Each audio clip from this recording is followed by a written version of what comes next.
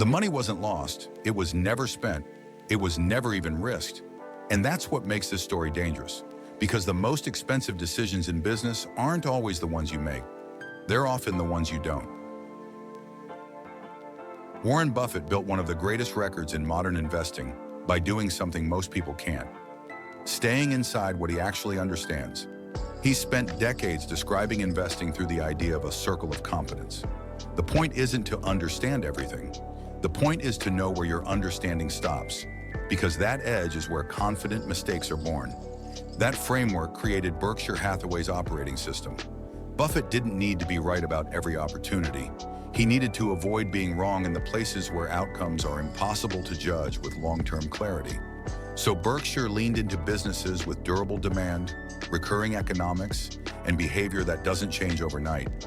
Insurance, consumer brands, payments, railroads, predictable compounding, fewer surprises. For a long time, technology represented the opposite.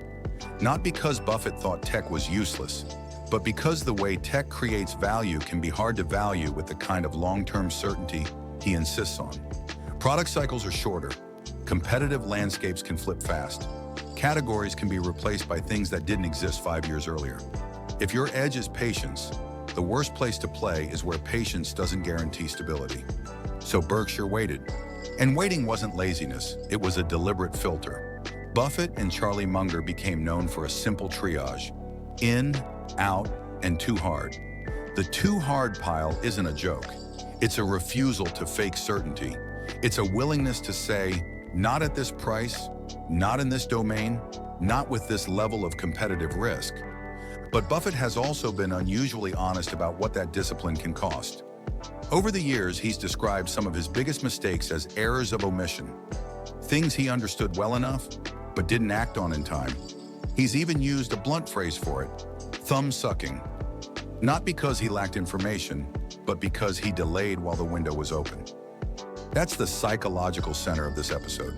Because omissions don't feel like mistakes in real time. They feel like caution, they feel like discipline, they feel like not being reckless, and then the world moves.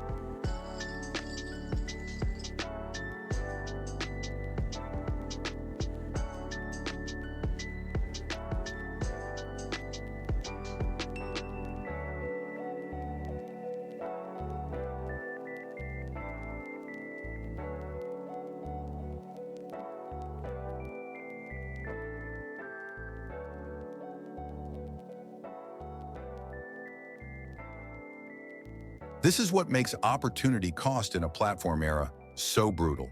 You're not missing a single winner. You're missing the compounding logic of an entire category of winners. Over the last 2 decades, technology didn't just create new companies.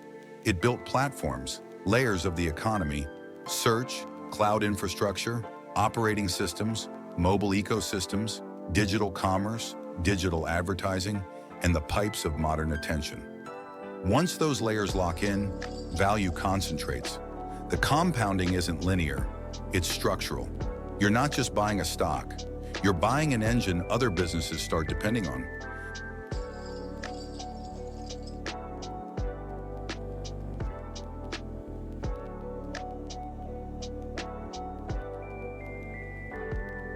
From Buffett's perspective, staying out still felt rational. If you can't confidently predict what the competitive landscape looks like 10 years from now, the safest move is to avoid pretending that you can. That's how you avoid paying for stories. That's how you avoid confusing hype with durability. But there's a hidden trade-off. By the time a platform's dominance becomes obvious enough to feel safe, the most explosive phase of compounding may already be behind you. The upside has already been repriced into certainty. The moat is already visible. The ecosystem is already mature. Now we have to be precise and fair.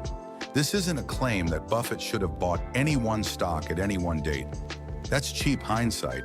And it's not a claim that missing a tech wave automatically makes you wrong. Berkshire still compounded massively over decades, and that record exists for a reason. The claim is narrower and more defensible. In a platform-driven economy, the cost of waiting for very high certainty can be that the most valuable years of compounding happen without you. That cost doesn't appear on an income statement. It doesn't look like a loss. It looks like absence. Berkshire didn't avoid technology forever. It tested the water. One visible example was IBM, an investment that didn't become the long-term compounding engine Berkshire hoped for. That's part of the lesson. In technology, durable is harder to prove because the rules can change underneath the business. Then came the turning point. Apple. Berkshire disclosed a meaningful Apple position in 2016. Over time, Apple grew into Berkshire's largest public equity holding. And what's revealing is how Buffett framed it. He didn't pitch it as, "We finally understand technology." He treated Apple like a business with extraordinary consumer loyalty, pricing power, and an ecosystem, almost like a consumer brand with a platform attached. In other words, Berkshire didn't abandon its philosophy, it translated it. But even a successful translation can arrive late. By the time Berkshire built a major Apple position, the platform era wasn't a fragile hypothesis. It was proven, mature, dominant. The world had already reorganized around smartphones, app ecosystems, and digital services. The biggest platform winners had already spent years compounding into giants. So what does 300 billion plus missed mean in a strictly truthful way? It does not mean Berkshire had a guaranteed $300 billion and lost it. It does not mean Buffett made a single dumb mistake. It means something quieter. If you model the opportunity Berkshire skipped by avoiding or underweighting major platform winners during their earliest compounding years, the missing value can become enormous, reaching into the hundreds of billions depending on assumptions. That's why it's an editorial estimate, not an accounting statement. And that's the core lesson. Some costs are invisible precisely because they're hypothetical in real time. You can't book them as a liability. You only see them later, when the world is different, and the compounding has already happened somewhere else. Buffett's philosophy remains one of the most defensible frameworks ever built for long-term investing.